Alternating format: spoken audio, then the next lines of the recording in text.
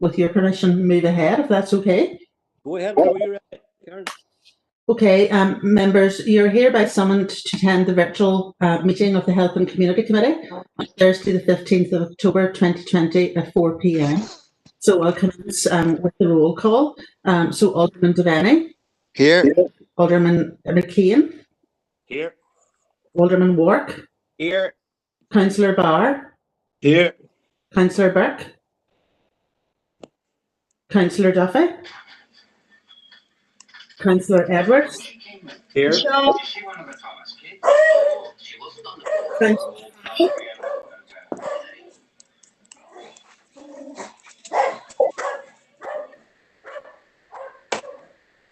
Councillor Duffy, I've just picked you up there. So Councillor Farrell. Here. Councillor Ferguson. Here. Councillor Harkin. Councillor Logue.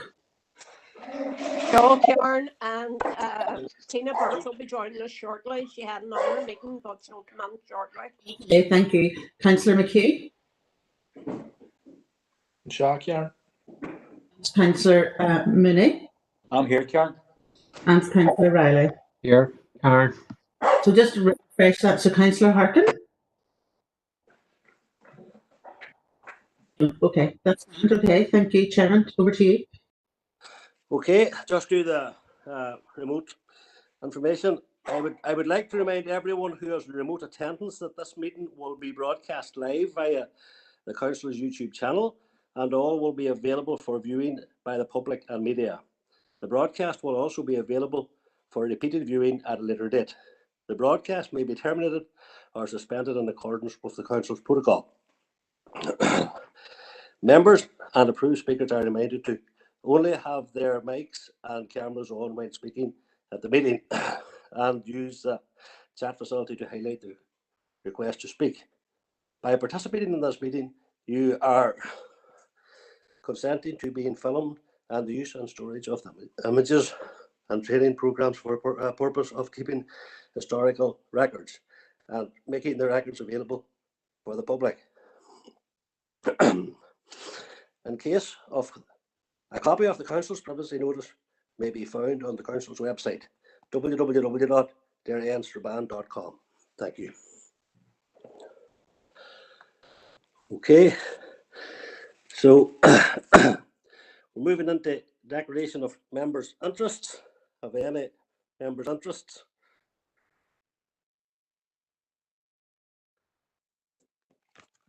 Everybody hear me?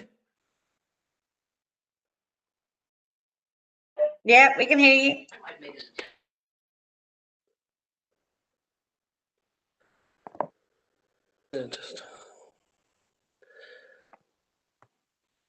Just getting this ear up. So we have no declaration of interest. So then I would just like to welcome the Men's Action Network.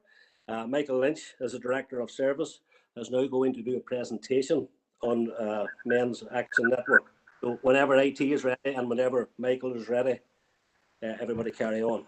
Thank you. Okay. Hopefully everybody can hear me. Thank you very much. I realise I've only about 10 minutes, so I'll go trying very fast. Hopefully you've already seen a number of backup information about the man, and depending on what time you're after, we're quite happy to answer any questions. Fine. So as I say, my name is Michael Lynch. I'm Director of Service for Men's Action Network. And hopefully you'll hear later on there from Samantha Rowe, who's our Crisis Intervention Officer. Can I move the slide forward with someone who's doing that? Oh, okay. Just for those who may not know, we've been in the city since 1994, formed as a charity in 96, and registered with the Charity Commission. We're established to do a number of things, but primarily to create safe spaces to kind of hear and support the life experiences of males, that's men and boys. And we have two strands to our work. One is supporting male health and well-being. I'll explain a wee bit about how we do that. And the other is about promoting male health and well-being. So next slide. I'd say we're based in the Old City Factory in Patrick's, Derry. We have a sub-office with one of our partners in Women's Aid and Fermanagh. And we've purchased secure Cisco web-based lines to be able to talk to people right across the north effectively. We currently have 6 paid workers and 8 volunteer counsellors. And that consists of an administrator, an outreach worker, a clinical director, who's a psychotherapist, project manager, counsellors, 2 project workers, and a part-time finance officer. Sorry, next slide. Sorry. What from a support perspective, we cannot deal with everything that men experience. Domestic sexual abuse, coercive behaviour, traumas, isolation, depression, anxiety, suicide prevention, ideation, addictions, anger, relationship difficulties, all of the things you kind of see there. And we provide crisis intervention, professional counselling, self-help and development programs. We've worked in prison schools and community outreach programs. We currently have a number of isolation lines here for COVID, both in the Derry City and Staban and also in the Fermanagh and Home areas. We are just about ready to launch an early intervention behavioural change model, which is our program, which is not labeling anybody a perpetrator, but at a very early underage to try and change some abusive, coercive behaviour. We're involved in many events right throughout the years, including Men's Health Week. We do MOTs to the public and even to businesses. We give mental fitness, because our promotion, the mental health can have a stigma in its own right. So we do mental health, our mental fitness talks to within the community and within businesses and constructions. And until recently, we had a welfare and benefits rights officer, because that makes a big difference from a mental fitness perspective, but also our ability to be able to help with that, and particularly in these times where we're looking into stark times ahead. We also have alliances with legal profession to give legal advice, and we've just secured some money to do some CV development qualifications for people who may find themselves potentially unemployed. Can I go to the next slide, please? Oh, sorry. Let me introduce then briefly Samantha Rowe, who is our crisis intervention officer. She speak briefly about her work. Just to give the background to it, we were lucky enough almost a year ago to get some funding from Henry Smith's organisation, because increasingly we get a number of people sent to us who then we had to send on and refer to GPs, and even in the likes of Grangewood and Hour, and we found them bouncing back out almost straight away, still needing help and support. So Samantha will explain more about her role, but that was an effort to actually even maintain people until we were able to get them adequate support. So I can hand over briefly to Samantha. All right, thanks very much, Michael, and thanks everyone for meeting us today. So just to outline a bit about my role as a crisis intervention officer. So crisis intervention service exists because of an increasing number of men presenting in crisis needing immediate intervention and stabilisation. So this is an increasing number of clients who are basically walking in through the door of man or contacting us in crisis in need of immediate support. So my role is to strive to meet that need. In the role as crisis intervention officer, I provide a safe space for men in crisis and a swift response at time of need. So once again, it's to speed up their access to support. So essentially, if, for example, the counsellors were busy and we had a walk-in client, that client is not left sitting. I will pick them up at the earliest opportunity, usually within hours, if I'm not with another client, within minutes. So we do our best to try and pick up those clients as quick as possible. Utilising Robert's 7-stage model of crisis intervention, I work with clients to help stabilise them and support them to develop safety plans, typically with the support of family and friends. So once again, it's a collaborative process. You can never underestimate the importance of family and friends in helping to support someone. And so we find that working collaboratively is benefit to the clients and also helps, for long term. A quick fix is one thing, but whenever you're prescribing or telling someone what to do, but if you're working collaboratively with them and you're involving their family and friends, it's more likely with that support that they'll be able to maintain that stability longer term. Risk assessment is an integral part of the role, and I work with other healthcare professionals such as mental health teams or GPs to manage risk. So again, when I say risk assessment is an integral part of the role, it is an essential part of the role. So risk assessment is extremely important. We do complete suicide risk assessments, and we do liaise with other healthcare professionals with consent to help support the clients and to manage risk. We take this very seriously. Communication with other healthcare professionals with consent of the client allows us to provide a holistic service. So once again, we don't work in isolation. We will link in with social workers, we will link in with the mental health teams and other professionals that are supporting that client, so we can provide more of a holistic service so that we're meeting all of their needs. We don't just work in isolation. Within MAN, we have a team of trained and experienced counsellors. Where appropriate, clients can be referred into counselling once stabilised. So once we've worked with a client and we feel, that person is stable and they are a suitable candidate for counselling, instead of us referring them out to another agency or referring them back to the GP to go on a waiting list, we're very fortunate within MAN, we're able to refer them within our service where appropriate. This cuts down their waiting time. And it helps, for clients to keep the ball rolling, because it's very hard for someone when you reach out for help and you get stabilised and then you're told to sit in a waiting list. That can be extremely stressful. So we try and cut that out and try and streamline that service for the clients. Main obstacles can be poor engagement from other healthcare professionals, lack of understanding of our role, and inappropriate referrals to the service, i.e. Tier 3 and Tier 4 referrals. So these are the obstacles that we do come up against. Per engagement from other professionals, that can happen where there can be maybe a lack of understanding and around what we do, and that's where we really do seek to clarify. We're open to meet with other agencies and organisations and explain what we do and what we're here for, and that misunderstanding can lead to inappropriate referrals. We have found in recent times that we will have clients that maybe have been discharged from Grangewood with psychosis being referred into the service, and unfortunately we're a Tier 2 service, we're not able to take Tier 3 and Tier 4 referrals, so that can be an obstacle at times. In recent times, there's been an increased number of clients coming through the service in the hope that we can help them acquire certain medication, typically benzodiazepines, and this isn't the purpose of the service. So again, that just shows what's going on out there at the minute, and particularly during the lockdown, this was more prevalent. We were having a lot of clients maybe coming through presenting with suicidal thoughts. And then as we began to work, they were more or less hoping that I could help liaise with their healthcare professionals to help them acquire benzodiazepines, because it's harder for them to get that whenever they weren't able to get out and about as much.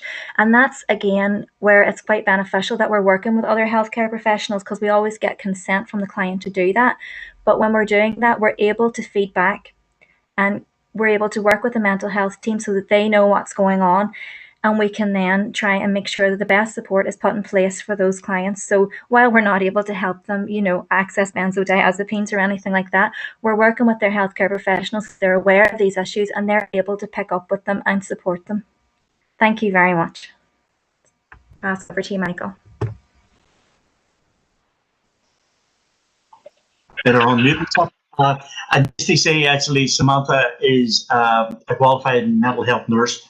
Can I go to the next slide, please?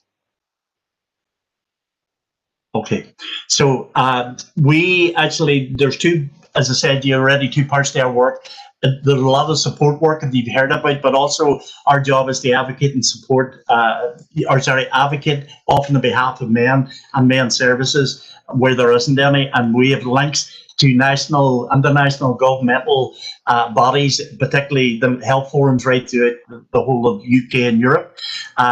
We sit on the gender equality and the stakeholders assurance groups with the DOJ and the Department of Health. We're an all-party group looking at trying to support and encourage development around suicide prevention. We sit on the Western Domestic Violence Partnership, where, as I say, we already told you, we are heavily involved in Men's Health Week, and particularly as part of the Men's Health Forum in Ireland. We usually set the theme for Men's Health Week each year. And we're also involved in November around cancer awareness and raisement and trying to highlight the best of what men are for International Men's Day, because often we're only talked about when we're causing trouble.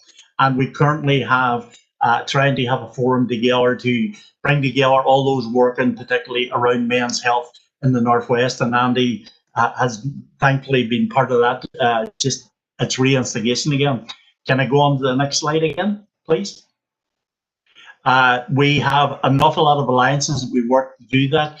We've supported we work with the youth service. We would have been out and walking in the streets with them for Halloween and Christmas and other times of the year to help support young people, particularly if they're feeling suicidal. We've done joint work with them around domestic violence play and also around Fermanagh Women's Aid. We have done work around elder abuse. They have offered partner support to us, and we've done joint work with them in schools along with Nexus and Oma Women's Aid. We currently have a Huntington's disease male care support group that we do online. We have a money advice service. We have, as you've already heard, legal advice from one of the local solicitors. We're partners with the Western Domestic Violence Partnership. We recently done joint training for call handlers and social work staff, and it was planned to do it for also council staff, particularly in COVID, about addressing domestic sexual violence. We have done some training around gambling awareness carers and things, and then we just recently got a piece of money to try to support homeless male victims of domestic or sexual abuse. Sorry, can I have next slide? I'm nearly there. Bear with me. Those are just basically some of the statistics. 1,176 men were received support from us in the last year. We're talking about 357 different men, because on average we might see about 50 counselling sessions, and literally runs to thousands of sessions over the course of the month or over the course of the year. We've delivered an additional 197 men. We've dealt with all the different in-house projects we have, including the crisis intervention. We've offered group support. We've done anger programs. We currently have talked about 103 men through the help and isolation lines, and a lot of those have come in for counselling. We've talked to a number of construction firms. I recently just gave a talk to a load of men there doing the new dual and carriageway around COVID health and well-being and mental health and well-being. We do a lot of suicide prevention work. As I say, we also do MOTs and combined mental health fitnesses, and we're also involved in health fairs and events. Those numbers you see here for this year, they're actually a lot lower than they normally would because of COVID, but it's an indication where we're at. Can we keep going? Hopefully nearly there, I think. Our funding, and this is part of the problem, without any particular wages, it takes us about 20,000 a year just to keep our rent, heat and light and stuff like that. We get about half of that from projects, and we have to actually find the rest ourselves often. Currently, our funders are the National Lottery Community Fund, Henry Smith, FWE, PCSP in Saban, Derry and Saban, Fermanagh and Oma have funded us to do some of our work. Groundworks, NI, ESB, Tesco and Halifax have also given us some small money to do various projects as well. Can I keep going? I'm nearly there, I think. They were asked the question what we would like from the council. Really, this is an effort to actually give you an awareness of what we are. As I say, we've been in the city for now 25 years. A lot of people say they don't know who we are. Some of that's down to yourselves, because I would spend an awful lot of time going up and down to Belfast trying to influence policymakers and even government departments that there was a need for general supportive responses for men. One of the biggest things to that often is actually to get government departments and even council departments to genderize their statistics so as we can make a case for men. And the two biggest statistics often in men's health or men's fitness are, sadly, we take our lives 3 to 4 times more often than women, and we die between 3 and 7 years younger, and a lot more in ours, and there's a whole raft of work to do. We are trying to integrate ourselves in whatever plans the council has that actually will involve men and men's health, and so we'd be very grateful if you could point us and support us in our work, and even in our work in trying to get funding for our services in particular, or even pinpoint us in the way where we could go in that sense, because we want to play a full and active part, I suppose, in the life of the city and beyond, and particularly when it comes to men who are often the forgotten. But in that, I think I'm nearly done, am I? Is that me? I think I am. Thank you very much for listening. And to say, sorry, that was a quick run. At any stage after this, you're very welcome to contact any of us, and we'll inform you more of our work, and quite open to asking, to answering any questions. Thank you. Thank you very much, Michael and Samantha, for your very in-depth and detailed presentation. I engaged with Man and with Michael there a few months back, and I was more than impressed by the work and the support that they do give. We agreed then that we would try and get them into the health committee to do a presentation to obviously help them develop their work. I mean, the evidence is there. You know, you see 1,176 people have received, men have received support. I mean, almost 1,200 people. And Samantha and our ongoing issues with benzodiazepine and medication is something I hear and I'm dealing with every day in my full-time job. And all these concerns are all so similar across the whole country. And as Michael has quite rightly said, young men are a lot, 3 to 4 times more likely to commit suicide. They're in the high bracket. Young men are very impulsive, and I just think they do great work and fantastic work. And I would hope that we will, every councillor here will throw their support behind them and help them along. I'm just getting into the chat box here now. If there's anybody else that wants to come in, so just give me a second, please. For, as you know, I'm working from home here, and there is Councillor Ferguson is the first person I have in the chat box would like to come in. Okay, Councillor Ferguson. Thank you, Chair, and thank you, Michael, Chris and Samantha, for the deputation. We've met before, and I've been taken through the presentation before, and I'm really impressed with the work that you've been doing in our city and district. And it's something that you hear a lot, the lack of understanding on a lot of services. We have a huge community and voluntary service for mental health, particularly, and domestic violence within our city and district that most people don't know about. I was looking at more your inappropriate referrals. Obviously, this is something that comes up a lot with Protect Life 2 and the mental health strategy. People are saying that whenever they do get access to services, it's usually the wrong service, or whenever they do, the barrier is, yep, we can deal with your mental health issues, but you have an addiction issue alongside that, and we can't deal with the two. So I wanted to hear more around that and your thoughts on it. And then the other one was your domestic violence. Your obviously it's well represented for women, and I know you have been trying, especially with the new legislation, to make sure that men's voice are heard on that one.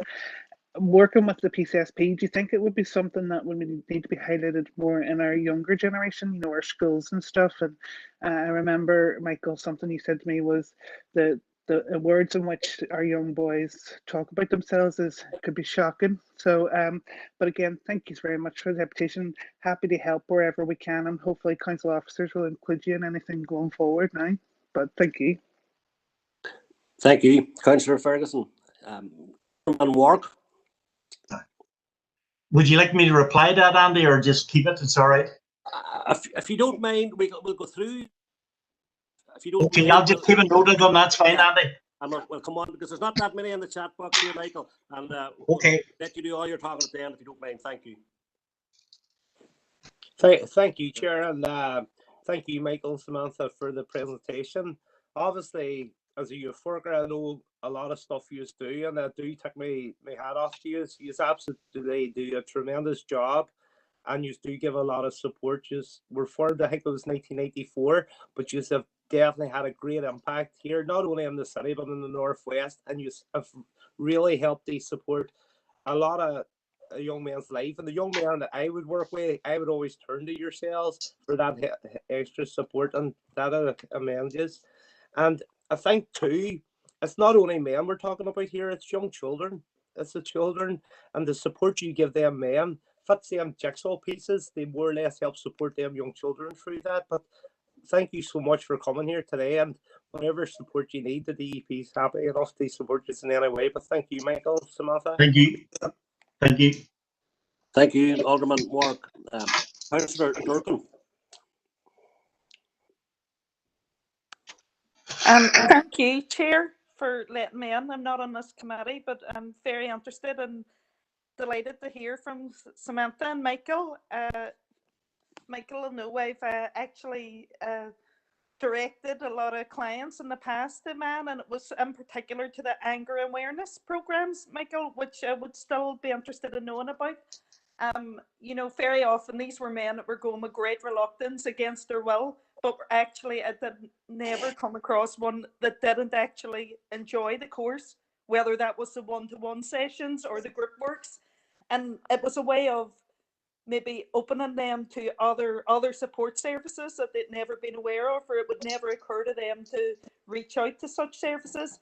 And as Graham said too, this work, it's obviously not just benefiting the men, but it's families. And in a lot of these cases, these are men that doing the work with Men's Action Network was key to them and building relationships and contact with their children and accessing children perhaps where that had broken down in the past. So I'm just curious, Michael, in terms of referral for those programs, what way does that work now? I'm not sure with resources and things have changed. Are they still by court direction? Is there self-referral? Was there a stage that I believe that it was only people with convictions that were going to be doing the courses? So I would just like to hope that they're still going and that they're still as popular as ever and men are still accessing them. Thank you. Thanks for the presentation. Thank you. Thank you, Councillor Durkin. Councillor McHugh. Goranayagat, Chair, and I want to thank Michael and Sandra as well for their presentation. And you certainly have the support and indeed appreciation from my own party, Sinn Féin, as regards the work that you're carrying out within the city and district. You're absolutely right around that point about you know, stigma around, particularly around mental health, and in particular male mental health. I have a query. Just you're on the go there now for over a quarter of a century, and I would think since 1994 there's certainly a greater awareness out there of mental health, and in particular male mental health, and a reluctance to seek help. My query would be just in your time that you've been there since 1994. I mean, I know it's still a problem, but is that problem being reduced? Are men becoming more willing to engage with the likes of yourself, or is it still, you know, the same size of a problem in terms of stigma that it has always been? And just a final question. I know you're based in Derry City, but would you, for example, take referrals or walk-ins from throughout the city and district? Like, for example, if somebody from my own area of the Derry ward was to avail of your services, would that be open to them? But as I say, I would like to thank you on behalf of Sinn Féin and indeed offer our support and appreciation to both of you. Thank you. Thank you. Thank you, councillors and aldermen. And that's all I have in the chat box here at the minute. So, Michael, are you happy to respond to them? I'm quite happy to respond to them. Andy, I was on there too. Sorry. Who's that? Sean? Councillor Hart and I. Sorry, folks. Sorry, Michael. And myself too, Chair. I just see you coming in there now, Patricia. Yeah, Councillor Harkin, go ahead. Thank you, Chair. And like everybody else, thank you to Michael and to Samantha for the presentations. And I'm really glad that you are here today and able to do that. And again, from People Before Profit, we know about the great work that you do here in the city, and you've helped many people over the years. So that needs to be, you know, that's being recognised today by the council, and I think that's very important. And we've had a lot of discussions recently about, you know, the loss of services to the city and how devastating that can be right now, given we're in a pandemic that's having a huge impact on people's mental health and well-being, and we're also in a situation where a lot of people have lost their jobs or don't know if they're going to have a job, and that's going to have a further impact on people, and make it very, very challenging for so many people across the district. And we actually had a report last week from the Department for Communities that actually put in statistics how deprivation's actually shaping the lives of so many people, and it's quite worrying. And in many ways, it hasn't got better, and it's got worse, and the pandemic will make it worse. So, I think this service is absolutely, needed. And I know that you've been trying to expand what you do as well, from mental health services to more wraparound or holistic services, incorporating helping people with access to benefits and welfare. And I think that that's crucial. I'm glad to see you've been able to do that. I unfortunately have heard that you've lost some of your funding, and have lost some of your key workers, which is very, very worrying. So if you could maybe talk a bit about that, and if you have any proposals for the council in terms of how we can be proactive in helping the network to source funding, I think we would want to try and be of assistance in doing that, because, again, I think the loss of any services right now that are geared towards helping people in distress, in need, who are likely to suffer more from the everything to do with the impact of the pandemic, we absolutely need it. We can't afford to lose services, because it means that people will fall through the cracks.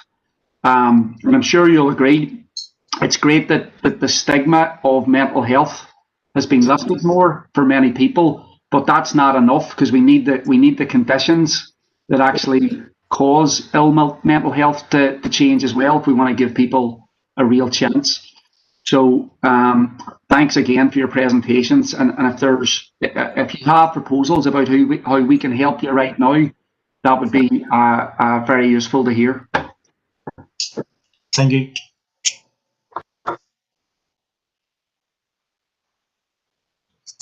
Sorry, Andy, I can't hear you. Is it okay for me to come on now, Chair? Yeah. Okay. Thank you, Chair, and thank you, Michael and Samantha. I'm very aware of your organisation, and I have signposted a lot of constituents towards you in the past, mainly through interviewing them regarding their housing, and then when you got to talk to them a wee bit more, you would have learned that there would have been abuse there. So, obviously I would have posted them towards yourself, and that is a very topical, I suppose, subject. Now, we often hear a lot about women's domestic abuse, but men's domestic abuse appears to be more hard to talk about and deal with. But thankfully, that's changing now at the minute. And there's one thing that I would like to see if you have done any work, and that's parental alienation. I think that's another thing that the majority, although that can go on the two sides, the mother and the father, I find anyway that the majority of parental alienation would be the father's issue. So if I was just wondering if you are doing any work along with the likes of Foiled Women's Aid and Dolce Vita, who is another organisation that deals with domestic abuse in the city.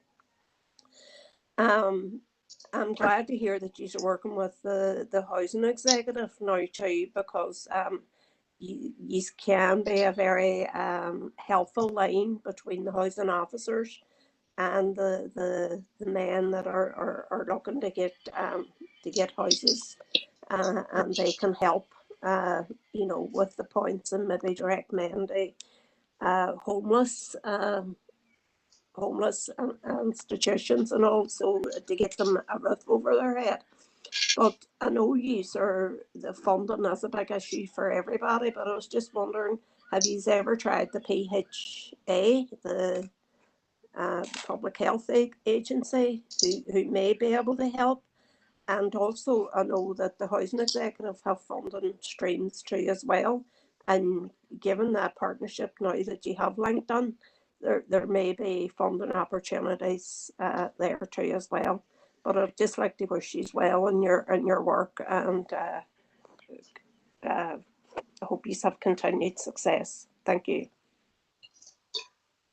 Thank you.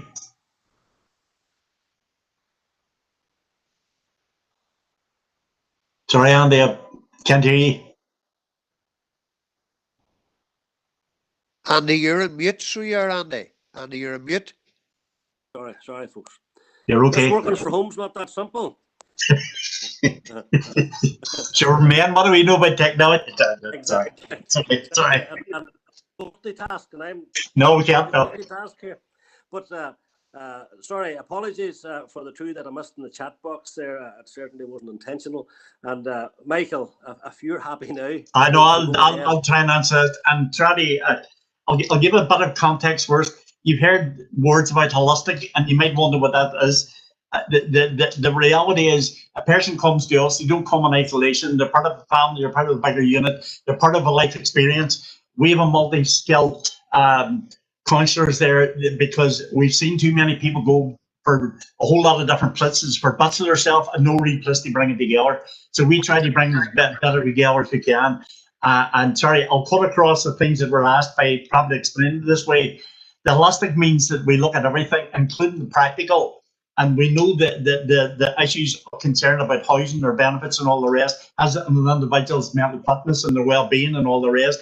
And sadly, we have lost the benefits officers we have. And it's not just benefits, that's part of a whole system that we do. Samantha's role about holding people, you know, while we prepare them for our support systems and all of our different roles in the different projects and intermingling them allows us to complete treat the person as best we can. Just to give an overview about actually the distance, and particularly for people to come in, we cover the whole of, well, really anybody who can get to us or here or our office in Enniskillen. However, all our services have been online. COVID, we moved over transition, and the whole point is we don't ever turn anybody away if we can get to them. We really cover the whole of the trust area, and although a lot of it isn't, I know we're close to the border, we do get things from over the border, but for a lot of front stuff, it really doesn't often count. But we know the value of the benefits work we had, and sadly we lost them. They were part of a big lottery project we had, giving support to fathers and families, and then that ended. And we're currently seeking trying to do it because we know how valuable that is. But just to answer, as I say, the geographics, now because we're online, we can take it from anywhere. And if we did open there briefly for crisis intervention, but you know, in the current time we can't. We'd love to get back there, you know, and we will do eventually. But our aim is to go wider, and particularly from a digital perspective, we can do that. But the benefit thing is a kind of priority. Also need to say, we talked about isolation because we're acutely aware of what's happening with COVID. We know that not only has it created mental difficulties, but it's also has exacerbated existing problems. So we talk about domestic violence, we talk about addictions, we talk about all of that. It's all made that worse, and we're trying to address that. And because we can't do it often face to face, we're looking at setting up various lines, you know, group lines. We have Cisco WebEx that we've got secure lines, and we're going to be looking at the likes of loss and the likes of those who are fearful about even being out and working.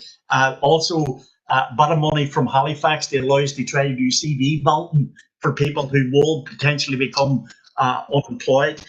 The housing executive thing that we've done, that's the forerunner, hopefully, of.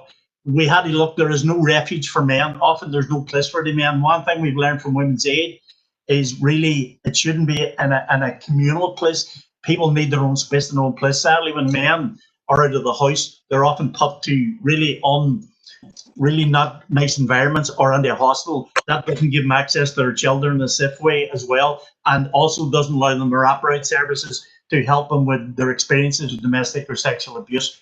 So part of that money is to actually provide wraparound services to homeless men who have suffered from domestic or sexual abuse, and also they potentially try and get them housed somewhere by at least setting up the first month's rent, and then beyond that, try and get them associated stuff. The answer to the thing about parental alienation, we recognise it solely. We have concerns about it because I said about 2 years ago with the Bar Council, where a senior barrister says we don't recognise it as a legitimate case, argument in court for somebody's doing that. We think that's totally wrong. It is. Once you're alienated from your child, no matter whether you be man or woman, that causes difficulty and great heartache and pain, not only to the parent, but also the child, as well. And sadly, when people fall out, the child should never be the subject of that. While our job particularly is to support men around all the different areas we do, we also, we think we have a responsibility, and we've got a bit of flack in the passport because we say, look, we're here to support male victims and that stuff. And then we the early, that Mary mentioned, the early intervention work we've done around the anger programs that were sent. It was sent because there was nothing else there, and it wasn't really realistic of that. We have just got, and this is where we lost the advice worker. We got a 2-year extension of the big lottery to do an early intervention behavioural model. We've been trained by Respect. We've had 10 days training by Respect jointly with ourselves, Women's Aid and the Youth Service, because we aim to provide that, identify where at a very early stage before it gets ingrained or causes too much damage, behaviour that might be coercive or abusive, and try and put a block to it. It'll also be taken into prison, schools and beyond, that we try to, with our youth, we try to actually create something to challenge their behaviour. We think we have a responsibility as a men's group, not only to, as they support men, but also work alongside, like our partners within the Western Domestic Violence Partnership and with our partners from Women's Aid. They model a different way, but equally also to challenge men and young men on their behaviour. That it should change and should be less time. So we'll continue to do that. And so the marriage thing, you can self-refer. The anger, but traditionally was that you couldn't have a conviction against a partner or a child. And we prefer not for that to happen, because we're mindful that you need a buy-in from the individual. Often they're coming because they have to, or looking for something in that. This is about changing behaviour and taking responsibility and doing that. So we're currently setting up that programme to be delivered for the next month or so. And there'll be a lot of check and balances, working with the partners, working with social services, the police and all the rest. They kind of do that. You're asking about tier 2 and 3. Samantha mentioned that our problem with it is, even before COVID, the statutory service was almost in collapse. They've been asked for years to do more and more with less and less. COVID has made it far, far worse. There's now new teams in all the doctors' practice, and sadly, they and some other people are trying to dump individuals and ourselves. Now, we risk assess, we make sure we shouldn't be dealing with tier 3. That's statutory responsibility, but sadly, it's lacking there. And the knock-on effect is they're coming to ourselves, and often in crisis. And we have to be able to very clearly say, this is who we can work with, and this is who we can't. And we've got our clinical director is a psychotherapist. We've senior counsellors there. We've got Samantha there. And so we constantly reassess that risk factor to ensure that everybody is kind of safe. I'm looking to see if I've... Well, Michael, just to pick up on one point there, if that's okay. It was just one of the members asked about in terms of stigma, what the situation is in relation to stigma, and is that getting any better? While there has been more promotion about mental health amongst men, and we are a little bit more aware, what we find is that men are not great at coming to services until they are almost at a point of crisis, and that can again be due to stigma. So maybe a bit more promotion, health promotion would be beneficial to men to get them talking at an earlier stage, because as Michael keeps saying, that early intervention is so important to try and nip these issues in the bud before they become overwhelming. So just wanted to answer that question. Thank you. Just to elaborate on what Timmy is, we do, as I say, a lot of suicide intervention, and everybody knows that suicide is a very complex issue with many, many factors.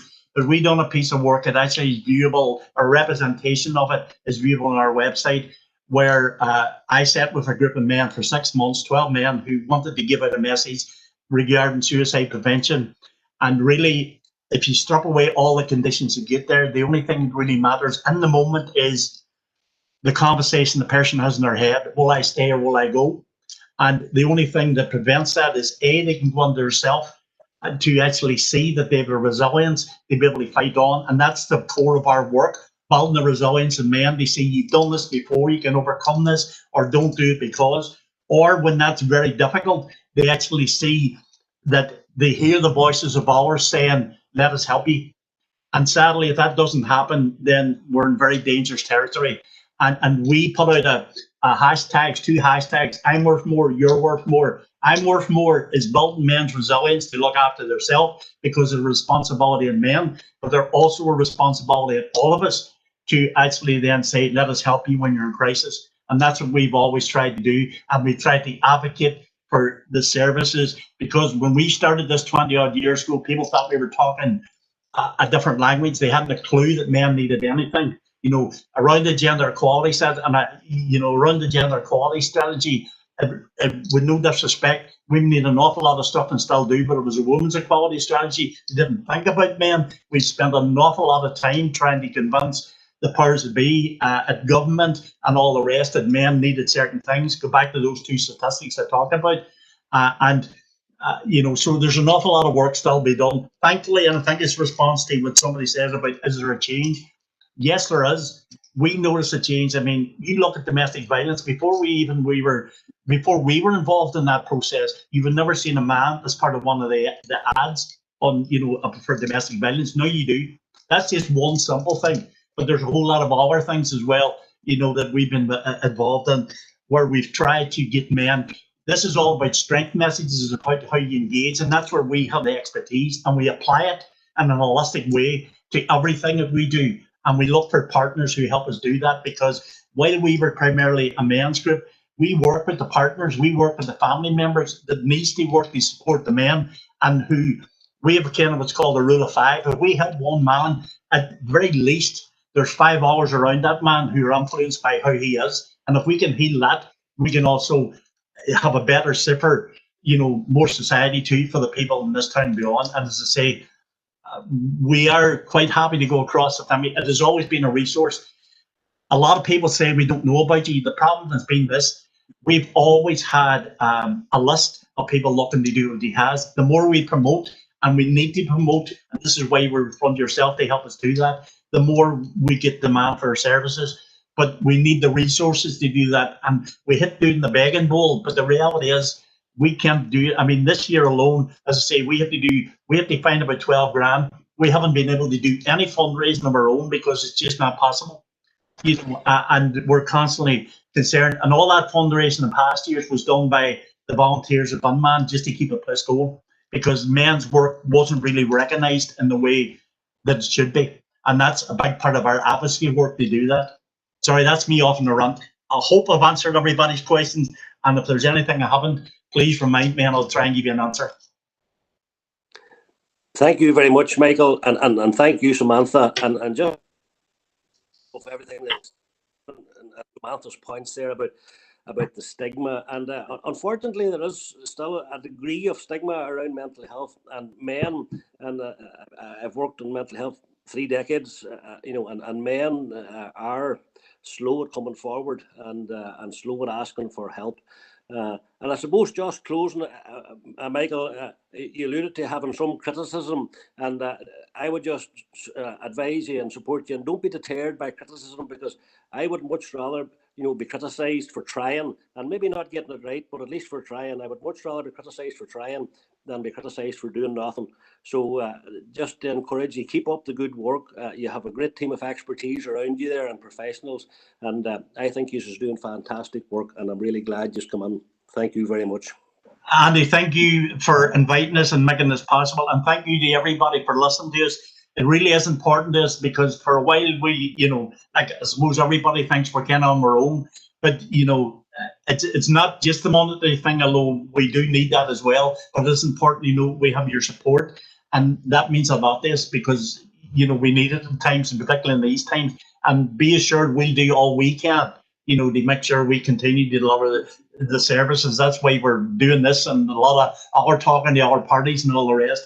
But thank you all for listening. Thank you for your comments. I'm delighted that we're here today, and you know where to get us. The contact details there if you need us to ask us about anything. We'd be delighted to do so. Thank you all.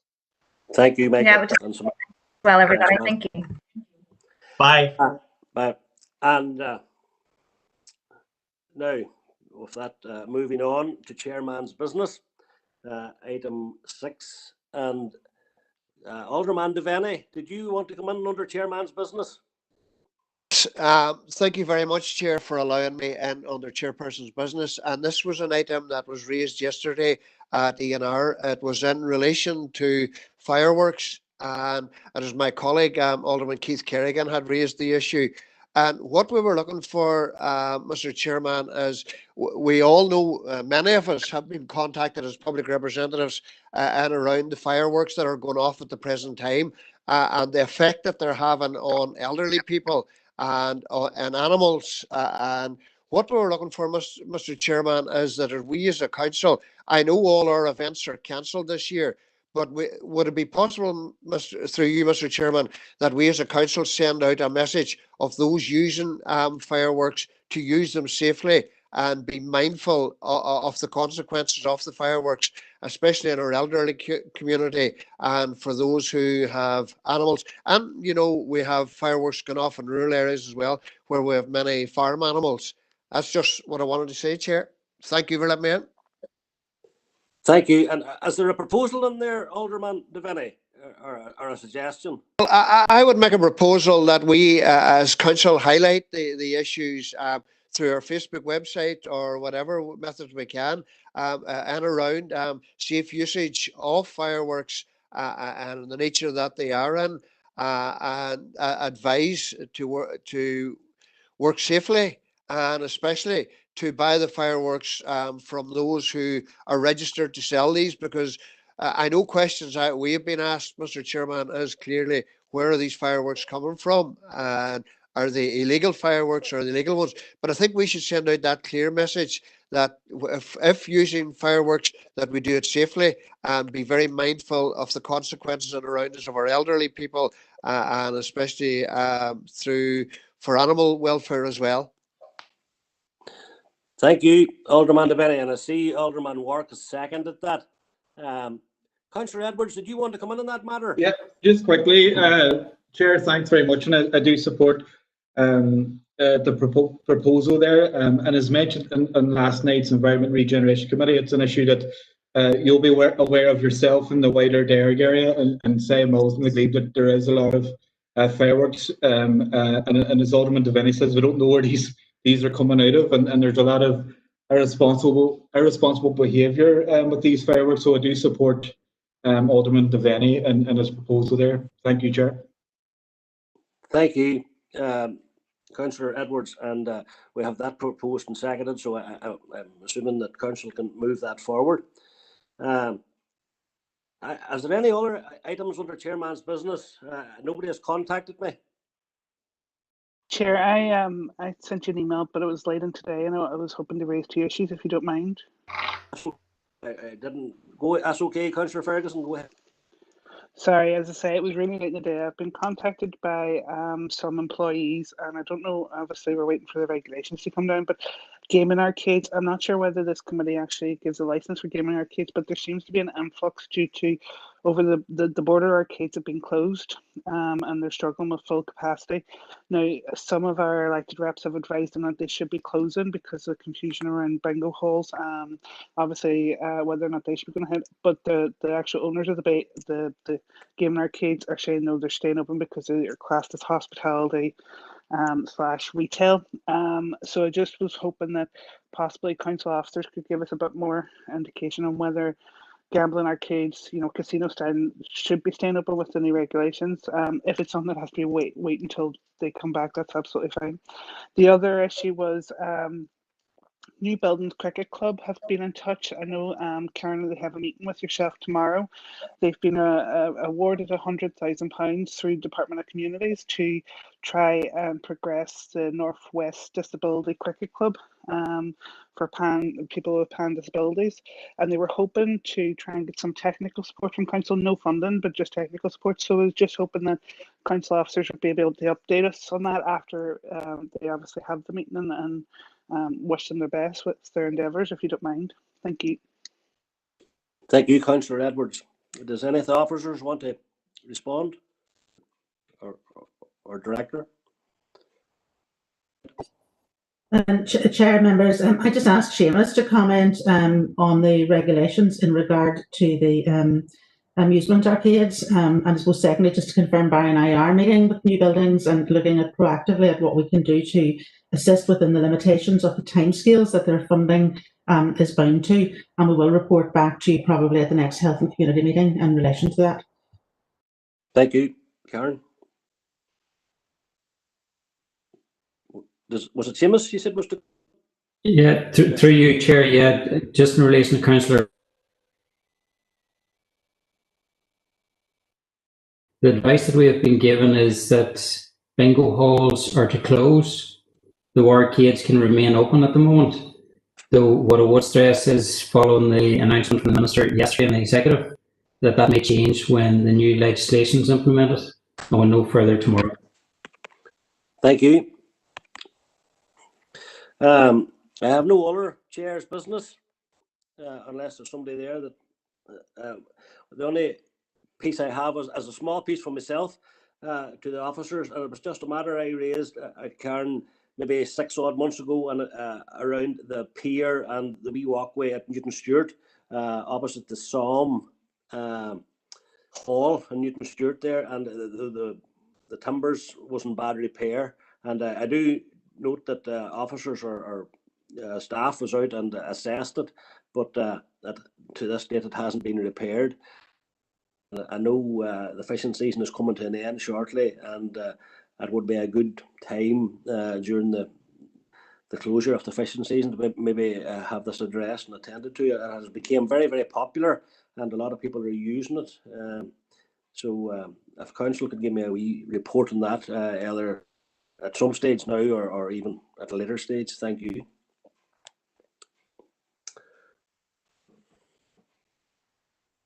Okay, Chair, no, happy to report back on that. We are aware it's been inspected and there are some cost proposals, and it's working through the way through the system just in terms of ensuring there is budget allocation. This transferred to the new council with an active budget line. So we're looking just at the reallocation of some internal resources to be able to complete that work. Thank you very much. Thank you. So as there's no other chair's business, we're moving on to matters arising of the open minutes of the health meeting on the 10th of September 2020. Have we any pages 19 to 64? Have we anybody with any issues in the minutes of the previous meeting? Chair, so proposed, Chair. Yes, Chair, I would like to raise something. So would I, Chair, as well. Right, okay. I'm sure you're probably already in the chat box, Vegas. Yeah. What do we see? Who's here? So, Councillor Farrell, you wanted to come in? Thanks, Chair. So it's item 140, which was discussed at our last Health Communities meeting. So it's about the 4G masks in Cairn Hill. I raised it in full council. So basically the output in the Health and Communities meeting was that the council would undertake to broadcast on social media the research documenting the safety of 4G masts, and to undertake testing of the masts in question. So the feedback I got from officers was they couldn't test them, and that's understandable. But I would be keen to get an update on what we can do.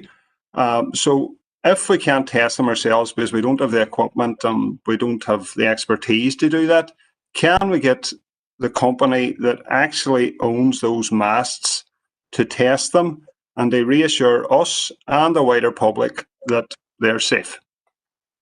Thanks. Thank you. Councillor Farrell, does deal with that now or come back? Well, if Karen or Seamus could just let us know, is that achievable, first of all? Okay, do you want to come? Karen? Yeah. Through you, Chair, Seamus here. I just want to clarify that we did push out messaging in terms of the public health advice on 5G masts, and members may recall back in February, committee agreed that we would write to the Department for the Economy requesting that the government conducts a review and establish independent facts regarding the possible threat to public health and environment. And the Minister replied to that letter in March, outlining that the advice is provided by Public Health England, and they actually would provide all the technical advice, and so the monitoring wouldn't be carried out regionally here, and so we wouldn't have the equipment to carry out any monitoring at the moment. And what we will do is we'll link in with Public Health England to confirm actually which company or what way they carry out the monitoring there. Okay, happy enough with that, Councillor Farrell? Can I just come back on? Because the people in question that are posting these videos online are on about a specific mast. I don't know if it's 5G or 4G, but they're saying there's something wrong with it. So can we contact the people that own that mast and ask them to test it? Is that something we can do? Through you, Chair, when the planning application's made for masks, they have to submit confirmation that they comply with all the guidelines. So that will be dealt with through the planning application process. So if there's a particular mask, we can go back to the planning department to see exactly what information has been submitted. So if we're provided with the details of those masks that are causing concern, by all means, we can follow that up and establish what information has been provided. All right, that's grand. Cheers, Seamus. Thanks, Chair. Okay, Councillor Farrell. Councillor Mooney, you had an issue to raise? Yes, Chair. Can I just raise HC 14320? It's in relation to Waterside Shared Village. From the last occasion, I'm just seeking an update as the contractor being awarded yet? Is the timeline still being kept? That's really all I was looking for. Just thank you. Okay, Councillor Mooney.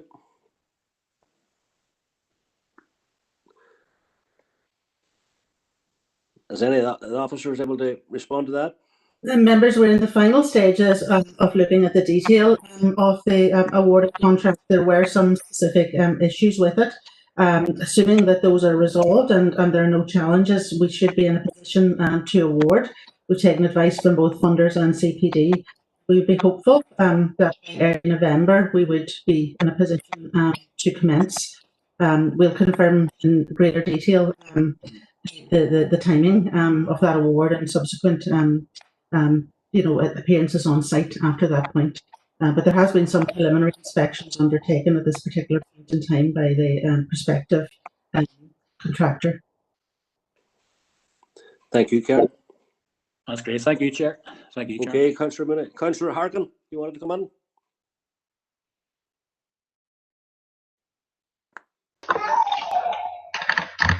Thank you, Chair. This is in relation to HC 137/20. and I think everybody's aware of the infection crisis that we have here in the district, and we're calling people to action on it.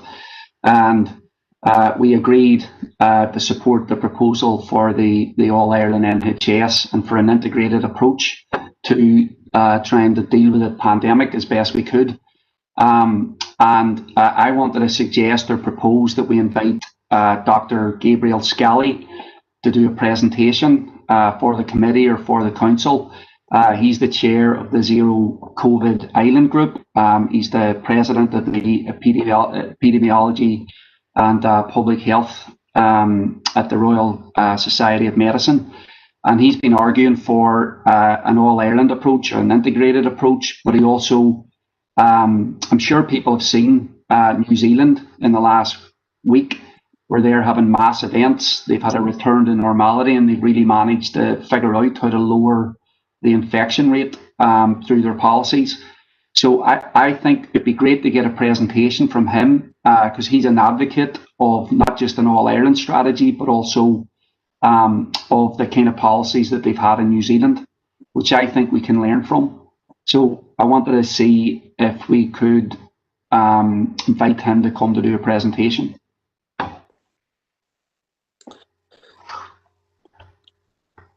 Councillor Harkin, thank you. We've heard a suggestion of someone to do a presentation. Do we need a seconder for that proposal, or are we happy that the committee... I second the chair, Councillor Edwards. Councillor Edwards is seconded, so we're happy to go with that. Oh, I see you're on here now. Yeah, okay. Yeah. So, happy enough, Councillor Harkin, that goes ahead and committee. Okay. That's great, Chair. Yeah, that would Thanks, Councillor Edwards. Yeah, that would seem to be all the matters arising. So we're moving on to item 8, which is the Ballymagorty Hazelbank Community Partnership Multi-Purpose Centre, and that has been presented by Barry, I think. Thank you. Thanks, Chair. Members, the purpose of this report is to present you with the status of the design phase of the new proposed Ballymagorty Hazelbank Multi-Purpose Centre and the request and approval of funding to allow the design phase to be completed. Members, you'll see in section 2.1 there we are talking about designs for the centre been in development since early 2018, and a plan application was submitted. Members, you'll see their plan approval is expected. We've actually received, it's my understanding, plan approval recently, so that's one positive in terms of this project going forward.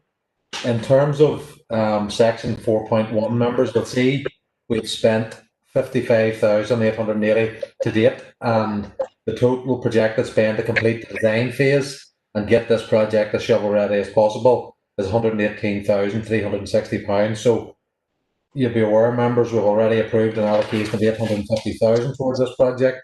So in terms of our recommendation, members approve a further spend of £62,480 to progress the designs so the project is in a shovel ready position should other funding from DFC become available.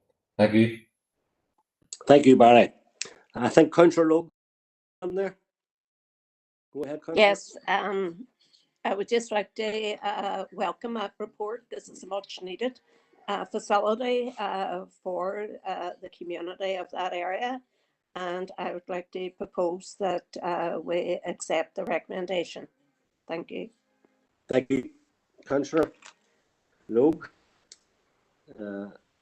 Okay, so we have no other people looking to speak in that, so we're moving on to item 9, which is lands at Springhill, and that is Barry again.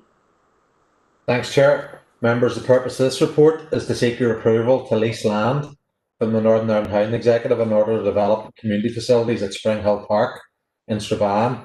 Members, you'll recall the completion of our strategic review of community assets and centres in 2017, and it highlighted Springhill and Strabane as one of the sites and centres to be developed.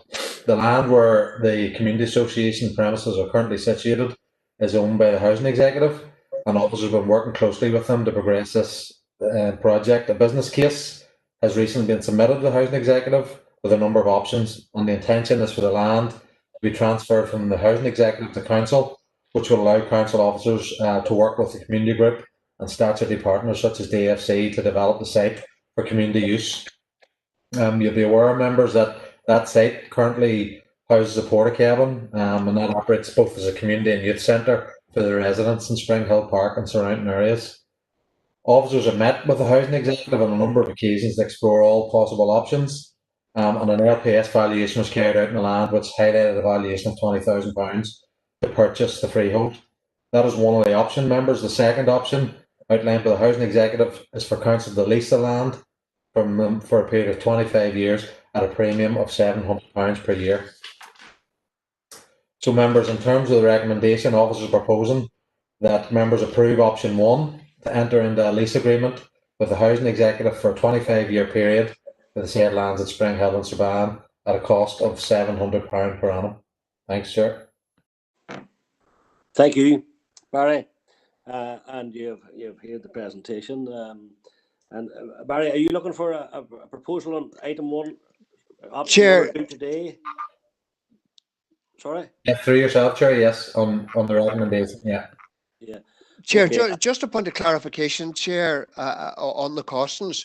It says £700 per annum for 25 year and a total cost of 8,400. That couldn't be right, is it? Or is there someone wrong there? Because my calculation, that would be 17,500 for 25 year. Now, maybe it's a typo error. Or maybe I'm wrong. Through yourself, Chair, no, it's £700 per annum for 20 years, which Alderman Devaney is correct, is that amount. Alderman Devaney, were you talking about the 8,000? Yeah, so that's a typo. That's a typo in section 3.1.1. Yeah, so it's the recommendation, members, is that we proceed with a 25-year agreement at a cost of £700 per annum as LPS have advised. So proposed, Chair. Chair, could I come in on that, Chair? Yes. Sorry, Yeah, I have you here, Edwards, Councillor Edwards. Yeah, come on ahead. Yeah. Chair, thanks for letting me in. And I just want to state that the Spring Hill Community Association are doing some great work in the Spring Hill area of Strabane, especially with the youth in the area. And in my view, this organisation needs a permanent home. I don't think that a 25-year lease suffices for them. It might be the cheaper option, but as was raised there that it's actually, is it 17,000 for the lease? But I know that the community association is planning on building a new centre on the site, and they do want that permanent guarantee that the site is theirs to use for the foreseeable future. And myself and Councillor Jason Barr spoke with the committee today, Chair, and they are of the view that they would rather have the land purchased to help with their future planning, especially because Spring Hill area it's already a big catchment area, Chair, and it's only going to be growing with future housing build in the area, and they do need a new community centre there, Chair. So I'm happy to propose option 2, that council buy the land from the housing executive, and I hope that others agree. Thanks, Chair. Thank you, Councillor Edwards. So we've heard option 2. Through yourself, Chair. In terms of members, just for information, in terms of the rationale for the officer agreement or the officer recommendation, is that members will be aware in terms of the directive from our lead finance officer at the minute in terms of council finances because of the COVID crisis. So officers have recommended the option with regard to £700 under a 25-year period.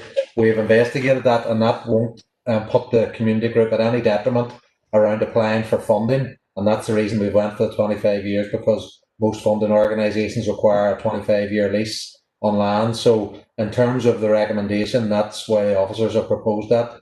In terms of, it's exactly where council would find that additional £20,000 to actually purchase the said lands in the current financial climate that we face. Thanks, Chair. Thank you, Barry. So are we still happy to take the proposal from Councillor Edwards that the purchase the land for 20,000? And let me see. Councillor Ferguson was looking to come in. Councillor Ferguson. Thank you. I just wanted to clarify, and obviously, Barry, I understand completely the financial aspect of it all, which is why the recommendation is 700. If, for example, it was to go ahead with the £700 over 25 years, could it be something that could be revised at a later date if council had more better finances in a couple of years to then purchase the land at the 20,000? Because obviously, I understand where Councillor Edwards is coming. We're talking about £17,000 over 20 years, basically, versus £20,000 to actually have the land outright. But that's just a quick question. Go ahead, Barry. For yourself, Chair, it's something I need to check out from our legal team, Councillor. But look, that's something we can check out. I'm not sure once we enter into an agreement like that. You know, I'm imagining there'll be some sort of clauses if you wish to purchase it outright, but that will then be dependent on getting a further LPS valuation, and the price may have risen at that stage, or may have went down depending on the current financial climate. So I'm sure that's something we can look into, but there'll be no guarantee it would be for the same amount. It would be based at the time on that latest up-to-date LPS valuation, but it's something that we can look into with our legal team. Chair and members, I would just wonder, could I ask if you could give us leeway to full council so that we can go back and take on board any additional advice from valuation and legal services? Obviously, this doesn't have an allocated budget line within the capital working groups plans and proposals that were reviewed very recently by council, and we need to take into consideration that issue of financial viability, as Barry has alluded to. So it is your decision, but my suggestion is that we defer the consideration of the option until we are certain that we have those aspects all sorted out legally and formally, and that we can advise you appropriately before you make a final decision. Chair. Councillor Barr was looking to come in briefly. Thank you, Chair. No, I was just going to make another proposal that we try and negotiate an option with the Housing Executive to purchase at a later date. But after hearing what Karen's just said there, I'm happy enough to go along with her recommendation. Thank you. Yeah, so we've had the recommendation from Karen McFarland that we bring it back to full council to be re-looked at. If there's any dissenting voices other than that, they want to speak now. Okay. Just Councillor Edwards here. I just think if it's 17,500 over 25 years, and there's a difference of 2,500, I think the logical thing to do is to purchase the land, Chair, and give this community organisation some stability and give them some certainty. I don't think there's any other community organisations, and I'm open to correction on that have a 25-year lease around Derry or whatever. So I think that this group needs they need some clarity, in my view, Chair. Thank you. I'm inclined to agree with you, but we will get the opportunity to discuss it again at full council when it's brought back. So is everybody happy enough to move on to the next item? And that is item 10, which is the update on correspondence from GP services. And I think Karen is taking that herself. Chair, members, the report really has two particular aspects this evening. One, it's to apprise you of the responses received from the British Medical Association and the Royal College of General Practitioners. Secondly, for you to consider the suggestion from the Royal College that we would link with local GP representatives from the Western Trust area to establish if they were able to accommodate a discussion with members. You'll recall that the correspondence was issued as a result of consultations and discussions at these meetings. We await a further response from the Minister of Health in relation to the request around resources and facilities and availability of seeing patients on a face-to-face basis. So members, really it's an opportunity for you to review and consider that correspondence this evening and to decide whether or not you would wish to receive that local deputation. Okay, thank you, Karen. So we have here the suggestion. Have we any opinions? Councillor McHugh. Thank you, Chair. Now, I would be content enough that we proceed and send that invite out for, or to the Trust for representatives to come on, because it's quite clear that although the guidelines that have been issued to GPs, I'm still getting reports that what the GPs surgeries are saying is certainly not happening in practice. I'm not saying it's completely across the board, but there is instances where people just cannot get to see a GP, and they're not being triaged when they request then via video link or even to see a nurse. And it was brought to my attention today at one particular practice in Derry City where a person had to ring over 90 times before they were able to speak to someone, and that's before even requesting to speak to a GP. So I'd be happy enough to propose that recommendation, Chair. Thank you. Thank you, Councillor McHugh. Councillor Fergus. Thank you, Chair. I'd be happy to second that, because I would like to echo some of the words there from Councillor McHugh. Apologies for the dog barking in the back there, but I am getting a lot of phone calls where GP surgeries, and I understand they're under a lot of pressure, and send their, heartfelt appreciation to them, but A&E is being referred to rather than virtual conversations. So I think we do need something that's local, because it seems to be that our area is particularly dealing with this at the moment. Thank you.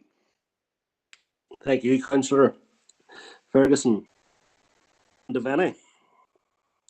Chair, for allowing me in, and our party has no problem in going with the recommendation here. I think it's vital that we do get, if we can get local GPs involved in the discussion, if they can come and meet the committee. And I think we're all as public representatives, we are aware of the situation and the difficulty of getting appointments with GPs at the moment. And look, and we all know that a lot of people who can't get in contact with their GP, they end up in accident emergency, and maybe sometimes that is what's causing the overfill in accident emergency. So we have no problem in supporting the recommendation, Chair. Thank you, Alderman Devaney, and I just concur totally with what you've just said. I mean, if someone has a sick child or extremely sick themselves and can't get to see a GP, their next protocol is the A&E. So, and it's obvious and it's self-evident that the A&Es are being, blocked and becoming a lot more busy with people who can't get to see a GP. So I think that needs urgent attention. Councillor Mooney was looking to contribute. Chair, just on this discussion, on the last occasion, when we discussed this, I did mention, just merely a suggestion, that my wife did sort of propose that she could sort of possibly form a delegation for the committee. It's just a thought, if the committee was mindful of that, or if they wish to go directly to the trust or the BMA or the local representatives. But her suggestion was that she could possibly get maybe herself to represent the city side of Derry. She could get a colleague to represent the water side area of Derry, and she could possibly get a Strabane GP to represent the Strabane and Derg sort of situation.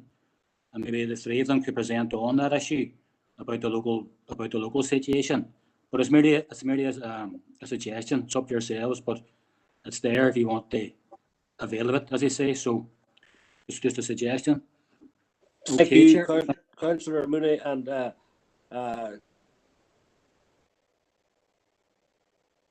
seconders. Have they an opinion on Councillor Mooney's suggestion, or do they want to stick with their original proposal? You want? I'm happy with that, Chair. Councillor McHugh. Come on ahead, come on. Chairman, I'll just be gated by officers, because I mean I totally appreciate where Councillor Mooney is coming from, but there might be an onus on us just to kind of stick to official protocol, maybe, rather than coming up with forming our own delegations, if you know what I mean. But I'll be gated by officers. Okay. Members, I suppose we're happy to do the necessary liaison with the Royal College of Practitioners, and I'm assuming they're going to defer it to our Northern Ireland Western area representatives, whom are most likely local. So it may well be that we get the same link, but we'll work out the mechanics of that and ensure it reflects the original discussion. But also, if there is the potential for a more integrated approach involving local people, to see if they will take that into consideration. Thank you, Karen. Thank you. So, are we happy enough to move on, folks? Yeah. And the next item is item 11, which is the creation of a dog control order under the Neighbourhood and Act, and that is Seamus. Thank you, Chair and members. The purpose of the report is to seek your approval to create 3 additional dog control orders for the council area.